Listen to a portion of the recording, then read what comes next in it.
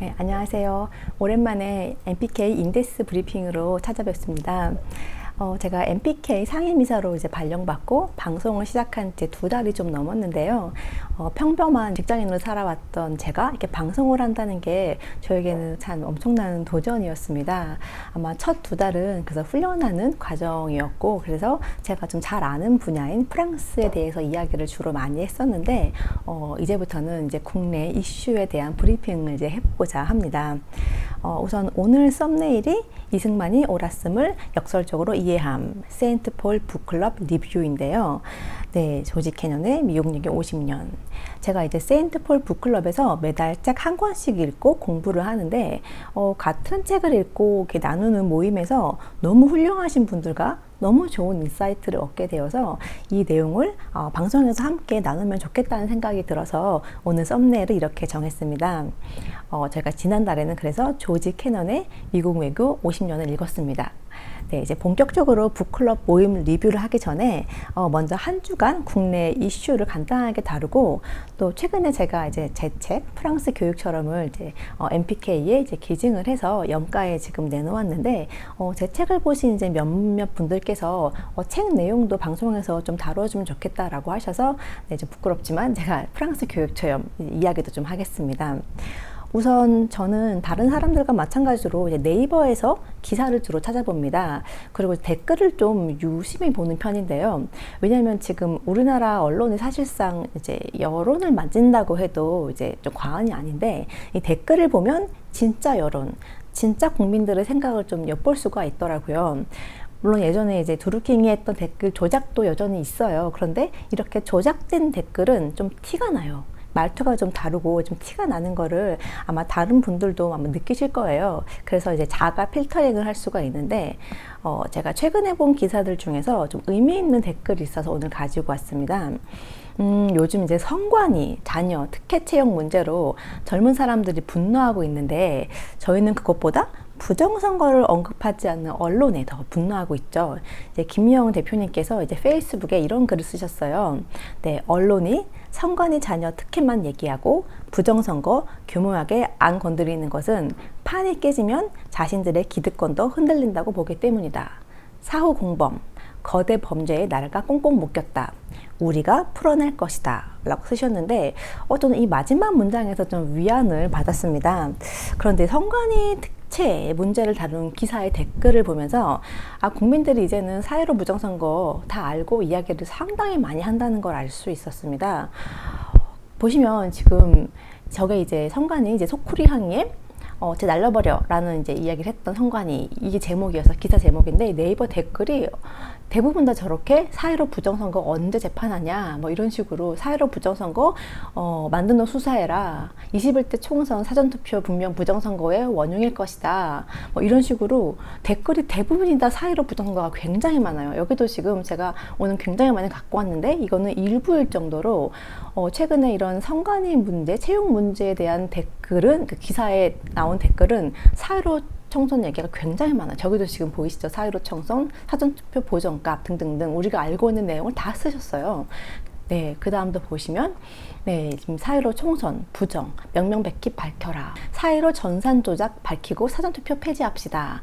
네, 제가 이제 저기 좋아요 눌렀는데 이 좋아요도 상당히 많다는 걸 알 수가 있어요. 네, 그 다음 댓글도 보시면, 네, 북한이 180선 만들어준 거네. 네, 다 알고 있는 거죠. 부정선거 하려고 자녀까지 알박에 한 것들이 혐오스럽다 이렇게 얘기를 하고, 4.15 부정선거 수사를 막은 놈들도 조사하고, 네, 지금 다 4.15 부정선거 얘기를, 지금 저건 동아일보 기사인데 굉장히 많이 하고 있어요. 그래서 네, 그 다음에 아마 또 있을 거예요. 네, 여기도 지금 4.15 부정선거 배후 세력들, 이건 연합뉴스. 그래서 제가 찾아본 기사들마다 그 댓글에는 4.15 부정선거 얘기가 정말 많아요. 저는 그 중에 일부만 가져온 건데, 그래서 이 언론이 언제까지 국민들의 마음을 무시할 수 있을까라는 또 생각이 들었습니다. 또 다른 기사에서 또 흥미있는 댓글을 봐서 제가 가지고 왔는데요. 얼마 전에 제주발 대구행 아시아나항공 여객기에서 이 착륙 도중에 문이 열린 사고가 있었죠. 너무 어이없는 사고인데 이 사고 기사들의 댓글에 또 많은 분들이 이런 글을 남기셨더라고요. 보시면 이게 지금 또 다른 세월호를 계획한 것은 아닌지, 대형 사고 일으키려는 간첩인 것 같다. 근데 이런 어떻게 보면 음모론적인 그런 말들을 많이 한다는 걸 알 수 있었어요. 아마 사람들이 이제는 이제 쉽게 속지 않는다는 것을 제가 좀 느낄 수가 있었거든요. 그래서 요즘에 사람들이 이제 사회로 부정선거도 많이들 알고 계시고, 이 세월호, 사실 세월호 이제 그 노란 배지 달고 다니시는 분들을 많이 이제 못 보잖아요. 그래서 많은 사람들이 좀 깨우치고 느끼고 있구나, 이런 것들을 제가 댓글에서 좀 볼 수 있었습니다. 이제 본격적으로 책 이야기를 좀 하겠습니다. 우선 제 책 프랑스 교육처럼에 대한 이야기인데요. 제가 이 책을 작년 11월 말에 출간을 했어요. 그런데 출간한 당시는 제가 이렇게 크게 와닿지는 못했는데, 올해 초에 이제 제가 아들을 유치원에 보내면서 우리나라 교육 현실을 많이 깨닫게 되었거든요. 그러면서 제가 정말 깨달은 건 지금 젊은 엄마들한테 교육이 우상이 되었구나. 정확히 말해서 좋은 대학, 좋은 직장에 들어가는 것을 목표로 하는 이런 잘못된 교육이 이 젊은 엄마들에게 우상이 되어서 이게 공부만 잘하면 다른 건 난 용인되는 이런 사회가 되었다는 것을 알 수가 있었습니다. 그래서 제가 이 책을 내면서 가장 하고 싶었던 이야기가, 교육은 공부를 잘 시키는 게 아니다. 저는 이 점을 강조하고 싶었거든요. 근데 그게 최근에 여러 가지 이슈들과 좀 맞물려서 이 책이 이래서 제가 이 책을 냈구나라는 생각을 좀 하게 됐습니다. 네, 슬라이드 이제 넘겨주시면, 네, 제가 이 책에서 이제 바칼로레아 얘기를 많이 해요. 왜냐하면 일단 바칼로레아는 이제 프랑스 대학을 가는 입학 자격증입니다. 그러니까 우리의 수능과는 좀 달라요. 왜냐하면 우리의 수능은 수능 점수로 이제 갈 수 있는 대학이 달라지는데, 이제 바칼로레아는 이 자격증만 따면 우리가 원하는 일반 대학에 아무데나 갈 수 있거든요. 저는 이제 법대를 갔지만 제가 원하면 의대도 갈 수 있었어요.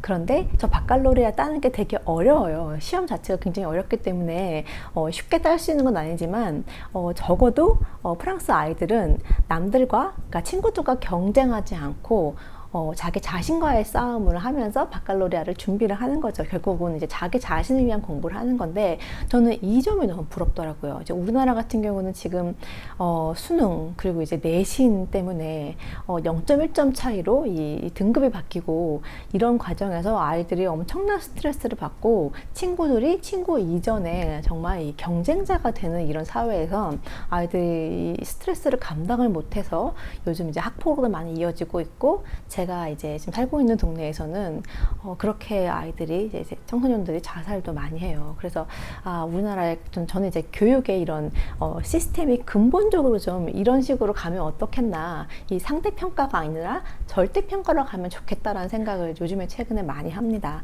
아무튼 저 바칼로레아, 네, 이제 프랑스 입학 자격증인데요. 대학 입학 자격증인데, 다음 슬라이드 보시면 이게 1808년에 만들어졌어요. 그러니까 저 때가 나폴레옹 1세 시절이에요. 그러니까 바칼로레아가 지금까지, 그러니까 200년이 넘게 지금 바칼로레아 시스템을 프랑스는 유지하고 있는 거거든요. 다시 말해서 대학 입학할 수 있는 그런 시스템이 200년 동안 안 바뀌었다, 이렇게 보시면 됩니다. 네, 우리나라는 대학을 가는 그 시스템이 거의 매년 바뀌는 것 같아요. 그래서 엄마들이 이 정보를 얻느라고 엄청 고생을 하는데, 프랑스는 200년 넘게 대학을 갈 수 있는 시스템은 저 바칼로레아 하나밖에 없고, 저거는 100% 정시입니다. 네, 내신은 전혀 들어가지 않아요. 그래서 어떻게 보면 굉장히 공정한 시험인 거죠. 네, 그 다음 슬라이드 보시면, 네, 제가 이 책을 내면서 가장 강조하고 싶었던 것 중에 하나가, 네, 아날로그 교육의 힘입니다. 네. 지금 프랑스는 예를 들어서 지하철에서도 아직도 핸드폰이 안 터져요. 이제 지하철을 가다 보면 중간에 이렇게 지상으로 올라가는 구간이 있거든요. 그럴 때 사람들 다 핸드폰 꺼내서 막 전화하다가 다시 들어가, 이제 끊길 것 같아, 이런 전화를 끊어요. 네, 그 정도로 프랑스는 아직까지도 아날로그를 좀 유지를 하는데, 프랑스가 지하철에서 핸드폰은 당연히 안 터지고 와이파이도 안 터지거든요. 그럴 기술이 없어서가 아니라, 이제 지하철 안에서 핸드폰이 터지고 이제 와이파이가 터지는 거를 안 좋아하는 거죠. 네, 그래서 아직도 프랑스에 가면 지하철 사람들이 핸드폰을 보는 게 아니라 책을 보고 있어요. 여전히 아날로그적인 그런 사회다라는 걸 제가 많이 느끼는데, 이 교육도 여전히 아날로그적으로 하고 있습니다. 다음 이제 그 슬라이드 보시면, 네, 먼저 일단 요즘은 아이들은 어떨지 모르겠는데, 프랑스는 여전히 도서관에서 아이들이 공부를 많이 할 것 같아요. 아무리 인터넷이 있어도 인터넷보다는 아마 도서관에서 책을 더 많이 볼 것 같은데, 기본적으로 프랑스는 교과서가 없습니다. 교과서가 있긴 있는데 그냥 참고용이에요. 그래서 어떤 이제 수업의 주제에 따라서 학생들이 미리 이제 준비를 해가야 되거든요. 공부를 해가야 되는데, 이 공부를 도서관에 가서 직접 책을 고르는 거예요. 네, 그러니까 교과서는 그냥 참고를 하는 거죠. 뭐 인터넷에서 찾아볼 수도 있지만 대부분은 여전히 동네에 있는 이제 그 도서관에 가서 내가 직접 책을 찾아서 어떤 그 주제의 키워드를 친 다음에 관련된 책을 찾아서 제가 직접 갖고 와서 이제 목차를 보면서 내가 어떤 걸 공부해야지 이렇게 찾아가면서 이제 공부를 하거든요. 그래서 굉장히 탐구심이 많이 생겨요. 제가 이제 이런 공부를 한국에서 해본 적이 없다가 교과서만 달라 외워보다가 프랑스에서 이렇게 어떤 주제에 관련해서 제가 직접 책을 찾고 목차를 보면서 무슨 공부를 해야 될지 직접 찾아보고 탐구하는 그런 능력이 키워졌던 것 같아요. 그래서 오히려 공부하는 맛을 느꼈다고 할까? 네, 프랑스가 좀 그런 강점이 있는 것 같습니다. 제가 이제 제 책에 나온 내용인데, 수업 시간의 주제에 따라 도서관이든 서점이든 내가 직접 책을 골라 공부하고 그 내용으로 수업 시간에 토론한다. 결국 자신이 직접 고른 책이 사실상의 진짜 교과서가 되는 것이다. 네, 이런 게 프랑스 교육의 또 강점이 아닌가 좀 생각이 듭니다. 네, 다음 슬라이드 보시면, 네, 그래서 생각하는 힘. 그래서 이렇게 주제에 따라서, 수업 시간의 주제에 따라서 저희가 미리 사전에 이제 공부를 해가고, 내가 공부한 내용을, 내가 스스로 정리한 내용을 내 친구들하고 수업 시간에 토론을 하면서 이렇게 생각을 길러가는 거예요. 그리고 이제 시험도 이제 다 이제 논술식이거든요. 이제 당연히 사지성사가 아니고, 그래서 어떤 주제에 따라서 우리가 나의 생각을 논리적으로 정리를 해서 이것을 이제 시험 답안지에 써야 되는데, 프랑스는 보통 바칼로레 같은 경우는 한 과목당 4시간씩 시험을 봐요. 과목당 4시간씩. 그래서 바칼로리아 기간 자체가 굉장히 길어요. 최소 일주일이거든요. 근데 이제 요즘에는 이제 이것도 많이 바뀌어가지고 이런 일회성 시험을 탈피해서 거의 뭐 고2 때 뭐 무슨 과목을 보고 고3 때 무슨 과목을 보고 이렇게 완전히 일회성을 탈피했는데, 어쨌든 시험 시간 자체는 과목당 4시간이에요. 주제 하나 가지고. 그러면 이 주제를 가지고 아이들이 처음에 2시간은 내가 어떤 내용을 어떻게 써야 될지 이 플랜을 짜요. 2시간 동안 짜고 마지막 2시간, 남은 2시간 동안 이제 글을 쓰는 건데, 이 4시간이 정말 순식간에 흘러갑니다. 네, 대학교에는 3시간이에요. 3시간 안에 해야 되는 건데, 이렇게 스스로 찾아서 공부하고 내 생각을 정리하고 이거를 글로 또 써보는 이런 훈련을 12년 동안 하는 거죠. 그래서 프랑스는 고등학교에서, 중학교, 고등학교에서 이런 훈련을 시키기 때문에 굳이 가외나 학원을 갈 필요가 없고 존재하지도 않습니다.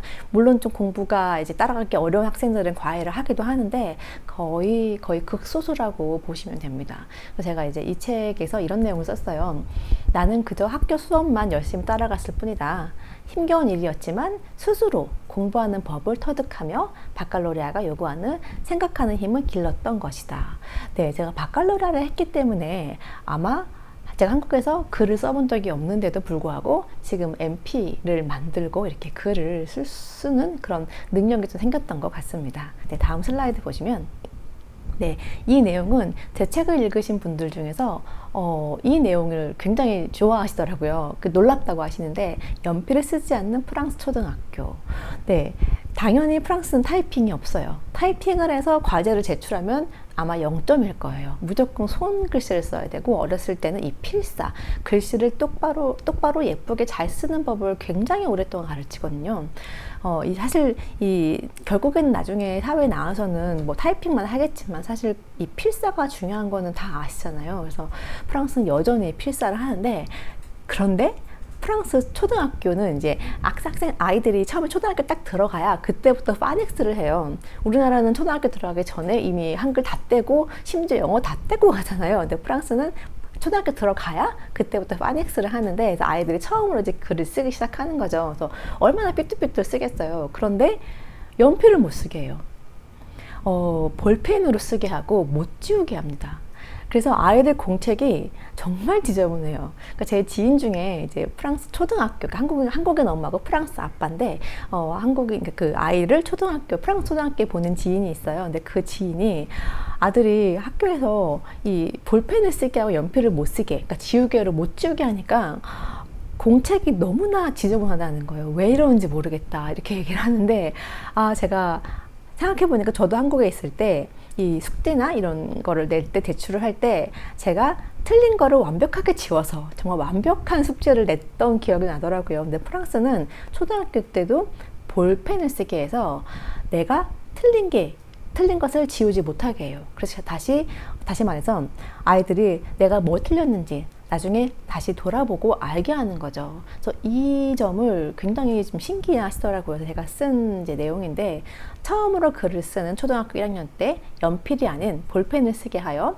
실수를 고스란히 남기게 하는 프랑스 교육. 네, 프랑스 학교에서는 어릴 때부터 실수는 매우 자연스러운 현상으로 전혀 부끄럽지 않은 일이란 것을 체득하게 하면서 아이들이 자신감을 갖고 표현할 수 있게 만들어준다. 저는 이제 초등학교를 나오진 않았지만 고등학교 때 제가 되게 신기했던 게, 아이들이 완벽하게 잘 알지를 못해도 선생님이 질문을 하면 무조건 손부터 들어요. 손부터 들고 일단 말부터 시작해요. 발표를 막 하는 거예요. 우리나라는 좀 완벽하게 내가 준비가 안 되면 발표하는 걸 꺼려 하잖아요. 이게 선생님이 질문 던지면 이렇게 질문 있냐 그랬을 때 뭐 질문하는 사람도 별로 없고 발표를 잘 안 하려고 하는데, 프랑스는 아이들이 일단 손부터 들어요. 틀려도 되니까 말부터 하는 거예요. 그러면서 스스로 고쳐가는 그런 걸 제가 되게 많이 봤고, 제가 이제 프랑스 대사관에서 이제 IT 업무를 담당했는데, 사실 저는 IT에 아무것도 1도 모르고 처음 입사를 했거든요. 그런데 이제 제가 처음에 아무것도 모를 때 입사를 했을 때 저희 참사관님이 앞으로 배우면 된다. 실수해도 괜찮다. 이렇게 얘기를 하셨어요. 그래서 실제로 제가 업무를 하면서 실수를 당연히 하죠. IT를 전혀 몰랐으니까. 그랬을 때 참사관님이 옆에서 이렇게 프랑스 기업들한테 이 직원이 아직 얼마 되지 않았고 지금 막 배우는 과정에 있어. 그래서 좀 이해해줘. 이렇게 얘기를 하더라고요. 그래서 그런 점이 저는 굉장히 많이 와닿았습니다. 덕분에 저는 제가 이제 작년까지 다녔던 프랑스 대사관에서 IT 분야에서는 정말 독보적인 존재로 이제 부상을 할 수 있었는데, 좀 실수를 용납하고 이 실수를 통해서 성장해가는 이런 교육을 받았던 프랑스, 이게 사회에서도 이렇게 이어지는구나 저는 정말 느낄 수 있었습니다. 네, 다음 슬라이드 보시면, 네, 기본. 모든 것은 기본이다. 저기 손흥민 선수의 아버지시죠. 근데 저분이 정말 너무나 중요한 얘기를 하셨어요. 이제 그 아버지께서 내신 책인데, 기본, 그리고 기본. 근데 프랑스 교육이 딱 기본이에요. 네, 다음 슬라이드 보시면, 네, 죄송합니다. 네네. 이 기본이라는 게, 프랑스는 아이들이 어떤 주제에 대해서 이제 미리 공부를 해가잖아요. 그럼 수업 시간에 선생님이 일단은 기본부터 물어봐요. 그 주제, 그 단어에 대한 우리 사전적 의미와 철학적인 의미에 대해서 아이들이 얼마나 이해하고 있는지, 이 기본을 한참을 해요. 그 다음에 그 생각을 발전시키는 연습을 하거든요. 그러다 보니까 이 주제가 산으로 안 가고 아이들이 그 기본에서 벗어나지 않고 이렇게 그 맥락을 잘 짚어갈 수 있는 그런 분위기가 형성이 되는데, 그리고 저는 이제 예술을 했다 보니까 프랑스에서 얼마나 기본을 중시하는지를 알 수가 있었어요. 저는 한국에서 이제 그나마 꽤 유명한 이제 그 중학교를 나왔고, 예술 중학교를 나왔고, 그래서 굉장히 잘한다고 자부심을 가지고 프랑스를 갔는데, 프랑스에 갔더니 선생님들이 너무나 기본적인 그런 테크닉부터 다시 시작을 하시는 거예요. 너는 지금 이런 곡을 할 때가 아니다. 너는 지금 기본이 안 돼 있다. 그래서 호흡하는 연습부터 다시 시작을 했어요. 근데 그때는 이해가 안 됐는데, 돌아보니까 이렇게 기본을 잘 다져놔야 예술이든 뭐든지 발전할 수 있는 건데, 그래서 프랑스는 이 기본을 굉장히 중시하고, 이 축구도 마찬가지예요. 프랑스가 사실 축구 강국이거든요. 제가 98년 프랑스 월드컵 때 프랑스에 있었는데, 그 당시에 이제 굉장히 유명했던 아트 서커라고 불렸던 사람들이 있었어요. 지단, 트레제게, 앙리 등등. 네, 그때도 프랑스는 우리가 얼마나 많은 기본을 훈련 다지는지 이 얘기도 많이 하는데, 지금 이제 최근에 3번의 이제 올림픽에서도 프랑스가 아마 그 결승까지 갔었죠. 프랑스는 이 축구도 그렇고 예술도 그렇고 굉장히 기본을 강조하거든요. 근데 그 기본의 이야기를 저 손흥민 아버지께서 하시더라고요. 그래서 축구선 손흥민 선수가 어렸을 때는 슈팅 연습을 아예 안 했다는 얘기를 했어요. 이 볼을 가지고 몸에서 떨어지지 않는 연습, 이 기본 연습만 18세까지 했다. 슈팅은 그 이후에 했다. 아마 그것이 지금의 프랑스를 만들지 않았을까, 지금의 손흥민 선수를 만들지 않았을까 생각을 하는데, 그리고 또 영재를 키우지 않는 프랑스, 이것도 굉장히 중요한데, 저런 말씀하셨어요. 이제 손흥민 아버지께서 걸음마도 못하는 애들 가지고 100m 달리기 나갈 수는 없지 않냐. 그래서 슈팅 연습을 18세 이후부터 했다 이 말씀하셨는데, 프랑스는 기본적으로 영재를 키우지가 않아요. 영재란 말을 굉장히 또 싫어해요. 근데 우리나라가 영재 굉장히 좋아하잖아요. 특히 예술 분야에서. 제가 이제 프랑스에서 만났던 어머니들 중에선 내 아이가 영재라고 믿고 프랑스 유학을 왔는데, 프랑스에서 그거를 인정해주지 않아서 굉장히 화를 많이 내시는 분들을 많이 봤어요. 특히 이제 프랑스의 파리 고등음악원이라는 프랑스 최고 음악 학교가 있는데, 그 출신, 특히 조성진이 그 학교 출신인데요. 그 파리 고등음악원이 예전에는 만 26세까지 이제 학교를 들어갈 수 있었어요. 그 이후에는 시험을 볼 수 없었는데, 그래서 그 말은 즉슨 어린 나이도 시험을 볼 수 있었던 거죠. 그런데 너무나 어린 아이들, 그러니까 13세, 14세 이런 한국 아이들이 와서 자꾸 시험을 보는 거예요. 물론 테크닉적으로 연주 되게 잘해요. 그런데 결국에는 학교에서 받아주지를 않았어요. 그래서 엄마들이 아니 왜 우리 아이가 왜 떨어졌냐. 그럼 교수님들이 너무 어리지 않냐. 이렇게 얘기를 하는 거예요. 연주는 잘하는데 너무 어리지 않냐. 그러면 엄마들 이해를 못해요. 아니 이렇게 어린 아이가 연주를 잘하면 영재를 키워야 되지 않냐. 근데 선생님들이 그 엄마들의 말 이해를 못하면서 아니 그게 왜 중요하냐. 이 아이는 지금 고등학교 다녀야 되고 바칼로라도 따야 되고 이런데 이 학교 다니면 그걸 어떻게 하겠냐. 공부 언제 하냐. 이렇게 반론을 하셨거든요. 근데 사실은 음악이라는 거, 예술이라는 거는 이 삶의 경험도 정말 중요하고 철학 공부도 중요하고, 이 어렸을 때 영재로 키워져서 정말 훌륭한 음악가가 되는 경우가 그렇게 많지가 않잖아요. 근데 아직까지도 우리나라에서는 너무 영재를 많이 키우는 것 같고, 이런 영재를 키우지 않는 프랑스를 당시 이해를 못했죠. 그래서 그 파리 고등음악원이 아마 한 15년 전쯤에 또 다른 기준을 세웠어요. 만 17세 이전은 시험을 못 보게 만들었어요. 이렇게 만든 게 아마 한국 엄마들 때문이었을 거예요. 저는 확신합니다. 그래서 만 17세가 프랑스에서는 바칼로레아를 따는 나이거든요. 그래서 딱 그 바칼로레아 따고 오라 이거죠. 음악은 그 이후부터다. 그래서 굉장히 또 많은 인사이트를 제가 또 얻었었습니다. 다음 슬라이드 보시면, 프랑스는 또 그렇게 체육을 강조를 해요. 아까 제가 바칼로레아는 100% 정시라고 말씀드렸는데, 유일하게 체육은 100% 내신이에요. 그래서 고3 때 1년 내내 내가 이제 선정한 이제 그 종목을 1년 동안 이제 훈련을 하면서 또 평가를 받고, 그게 100% 이제 바칼로레아의 이제 내신으로 반영이 되는데, 일단 프랑스는 정말 운동을 많이 시켜요. 심지어 바칼로레아 보기 전주, 바칼로레아 시험이 다음 주에 있는데 그 전주도 2시간 동안 40분 달리기를 시켜요. 이해가시나요? 수능을 앞두고 체육을 엄청나게 시키는 거예요. 그리고 3년 내내 정말 많은 종목을 다루게 합니다. 제가 고2 때 수영을 했는데 배영, 자유형은 당연히 하고요. 다이빙까지 시켰어요. 이 3m 위에서 아이들을 다이빙까지 시키더라고요. 와, 이런 식으로. 그리고 뭐 또 이제 달리기 같은 경우는 오래 달리기도 거의 40분 동안 몇 바퀴 이상을 달려야 되는 이런 미션도 있고, 허들, 멀리뛰기, 높이뛰기 다 하거든요. 근데 이렇게 체육을 많이 시키면서 결국에는 학생들이 대학을 갔을 때, 그때부터는 정말 엄청나게 경쟁을 해야 되는데, 그 대학 갔을 때 공부할 수 있는 체력을 길러주더라고요.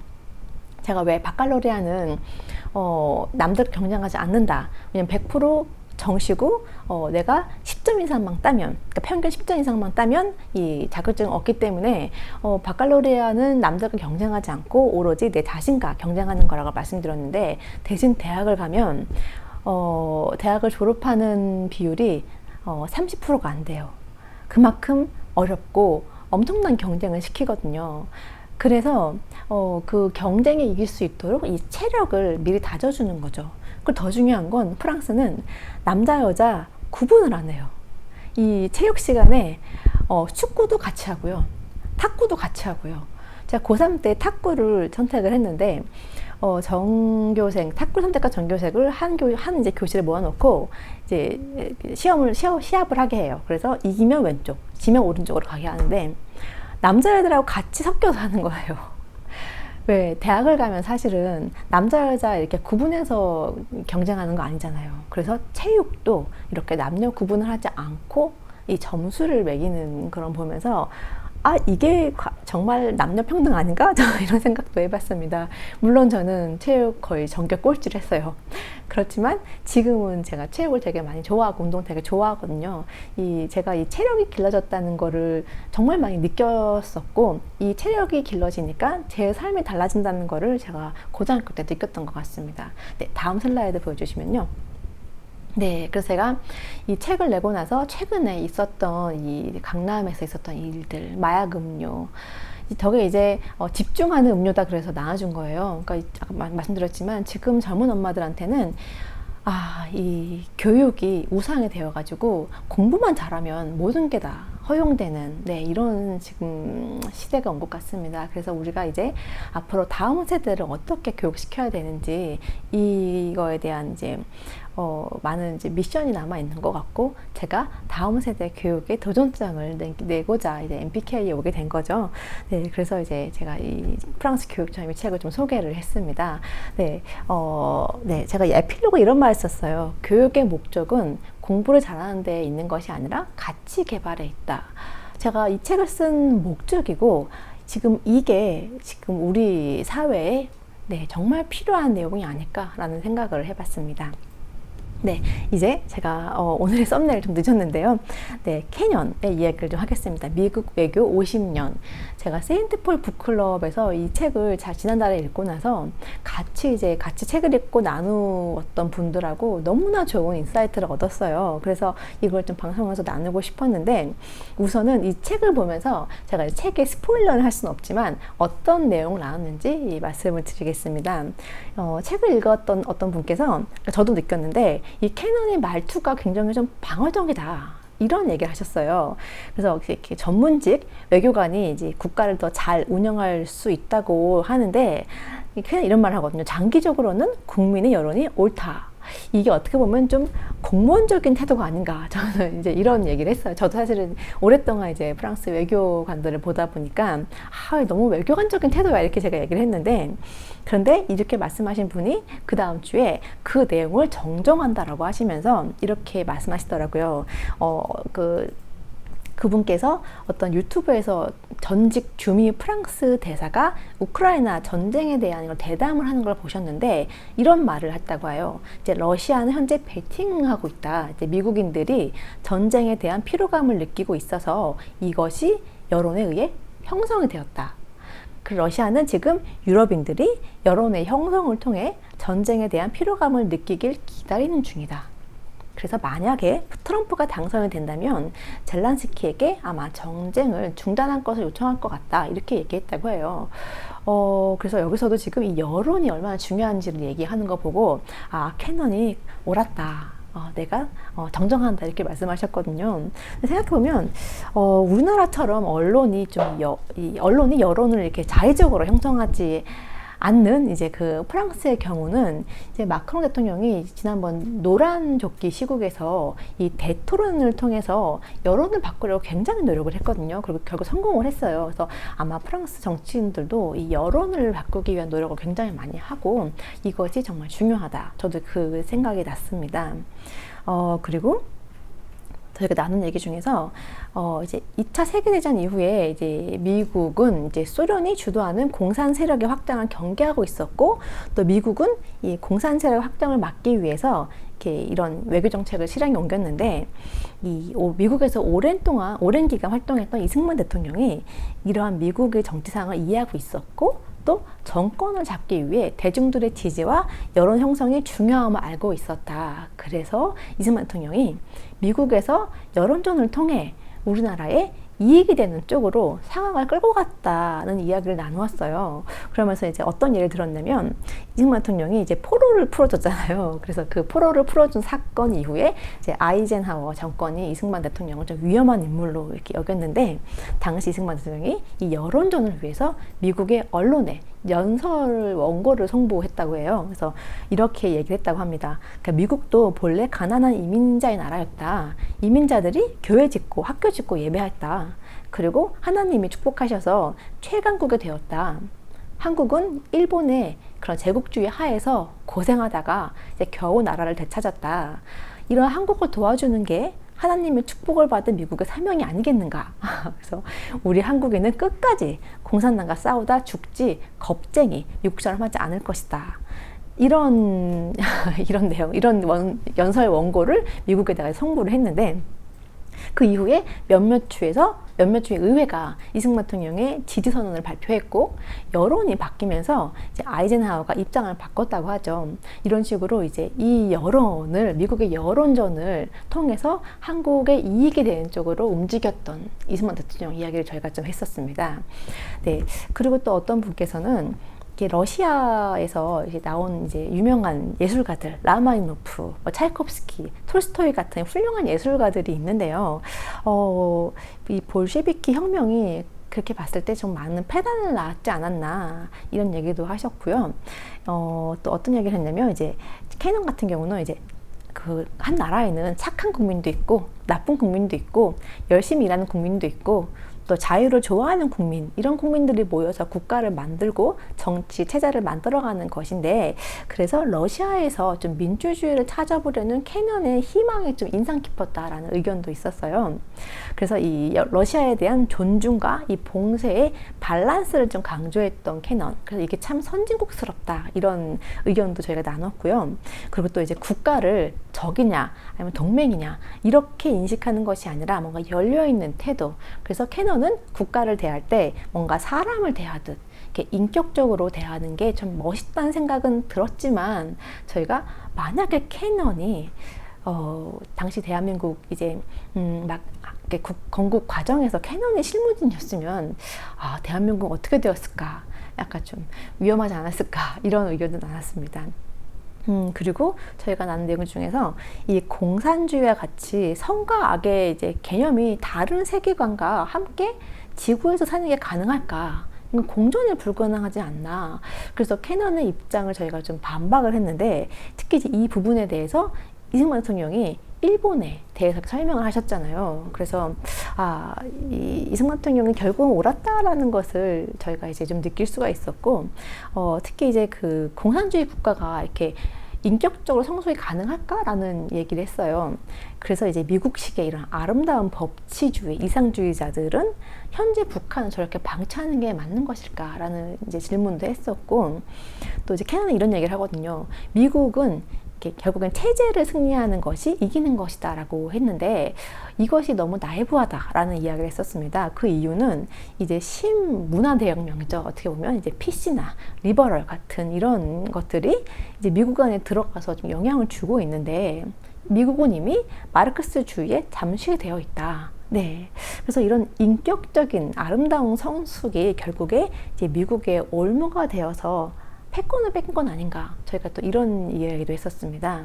그리고 이 책을 읽으면서 이 소련을 이해하면 어떻게 이제 북한과 중국을 이해할 수 있는, 어떻게 보면 템플릿 같은 책이다라는 의견 나눴는데, 저는 이제 읽으면서 특히 신경제 정책이라는 얘기가 나와요. 이제 러시아가 공산화를 이루는 과정에서 일시적으로 이제 완화하는 그런 과정에서 신경제 정책을 이제 세웠는데, 그래서 이것이 경제 때문에 어쩔 수 없이 약간 좀 완화를 해주면, 너무 커지게 되면 이 러시아의 정권에 좀 부담이 되고, 위협이 될 수 있어서 너무 이렇게 풀어줄 수도 없고, 그렇지만 경제 때문에 가끔은 완화를 해줬다, 이런 내용이 나오거든요. 저는 이걸 보면서 북한의 장마당이 떠오르더라고요. 예. 그 장마당 같은 경우도 사실상 북한의 경제를, 그러니까 평양 이외에 이제 주민들의 경제를 이끌어주는 그런 역할이지만, 이제 북한의 정권을 굉장히 위협한다고 제가 이제 북한 혁명영에서 많은 이야기 들었는데, 북한의 장마당이 떠올랐었습니다. 네, 그리고 이제 또 이제 공산주의에 대해서 굉장히 인사이트를 많이 주는 책인데, 이제 공산주의 같은 경우는 이제 끝도 없는 인간의 자만이라는 이야기를 해요. 그러면서 저는 또 킬링필트의 폴포트 생각도 났었고, 또 흥미로웠던 거는 이제 독재 권력을 유지하는 것을 해명하려는 방편이라는 얘기가 나와요. 무슨 말이냐면, 소련 사회가 국경 바깥의 외부 세계로부터 위협에 직면했다, 이거를 가지고 이 독재 권력을 유지하는 거다, 이런 내용이 나오는데, 이거 보면서 좀 우리나라에서는 이제 북한의 대립을 필요로 하는 그런 세력들이 있는데, 이런 생각도 했었습니다. 네, 그리고 뭐 결국에 이제 미국이 이제 소련이라는 이제 외부의 적이 없어지면서 이런 정신적인 풍요가 오지 않았나, 그리고 이것이 정신적인 부패로 이어진 것은 아닐까, 이런 내용도 나눴고요. 마지막에는 이제 저희가 캐논이 99세 1개월을 살았다고 해요. 그래서 이제 본인의 예언이 들어맞는 것을 보고 찬사를 받으며 죽었다고 합니다. 그래서 저희가 나눴던 내용들이 되게 흥미있는 내용이 많아서 오늘 제가 말씀을 드렸습니다. 네, 저희 세인트폴 북클럽 다음에 어떤 게 있나요? 네네. 이제 이번 달에 이제 이런 내용을 하게 될 텐데, 네, 제 책도 있네요. 그리고 1만 킬로미터. 네, 제가 이제 지난주에 이제 이성 작가님하고 이제 인터뷰를 했는데, 네, 이번에 세인트폴 북클럽의 6월 책입니다. 저는 이제 5월부터 시작을 했는데 너무나 좋은 인사이트를 많이 얻고, 정말 책 한 권을 제대로 읽는 그런 공부를 하고 있습니다. 그래서 많은 분들께서 저희 세인트폴 북클럽을 좀 관심 가지시고 이렇게 참여해 주시면 좋겠다는 생각을 했습니다. 네, 오늘 임데스 브리핑 여기까지 하겠습니다. 네, 감사합니다.